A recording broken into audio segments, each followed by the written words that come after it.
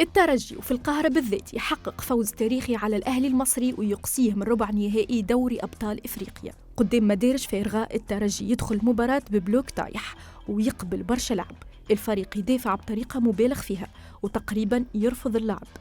شوط أول كان مصري بامتياز وتريزيجيه يترجم ضغط الفريق المصري لهدف في الدقيقة 10، وشوط أول ينتهي 1-0 للأهلي المصري وترجع الكفة متعادلة نظراً لنتيجة الذهاب 1-0 للترجي في تونس. الكل كان يتصور الترجي أنهى مشواره بديه في المسابقة بعد هدف تريزيجيه وحضوره شبه المنعدم في شوط المباراة الأول اللي الأهلي تفوق فيه بالطول والعرض وما خلاش الترجي تبني هجمة ولا حتى تشد كورة، ولولا أنه البشير بن سعيد كان في نهاره وقدم أداء ممتاز بشهادة الجميع لكانت النتيجة أعرض وأثقل على الترجي الرياضي التونسي في 45 دقيقة الأولى. لكن في الشوط الثاني الترجي يدخل بوجه مغاير تماما، يطلع البلوك ويضغط القدام خاصة في عمق دفاع الأهلي بعد تغييرات مدروسة من المدرب باتريس بوميل اللي تفوق بها تكتيكيا على مدرب الأهلي. بوميل يخرج جاك ديارا ويدخل يانساس يلعب وراء المهاجم دانو مع تغيير آخر فوق المستطيل الأخضر على مستوى التمركز في خط الوسط بين أوكبيلو وتقا اللي لقى راحته أكثر بعد التغييرات في المساندة الهجومية.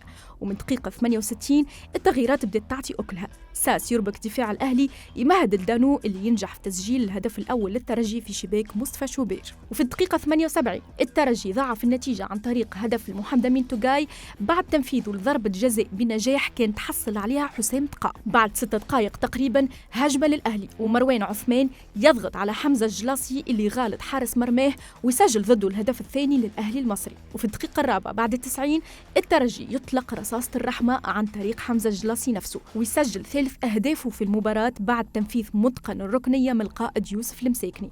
ويأكد الترجي حضوره في نصف نهائي دوري أبطال أفريقيا للمرة 16 في تاريخه، لكن المرة هذه كان على حساب الأهلي المصري اللي فاز عليه ذهاب وإياب لأول مرة بمجموع 4 أهداف مقابل هدفين وكسر عقدة عدم الانتصار على الأهلي في مصر بالذات. الترجي كان محظوظ بجمهوره اللي سافر لمصر باش يساندوا رغم الويكلو، التشجيع كان في الشارع أمام النزل في أحواز ملعب المباراة.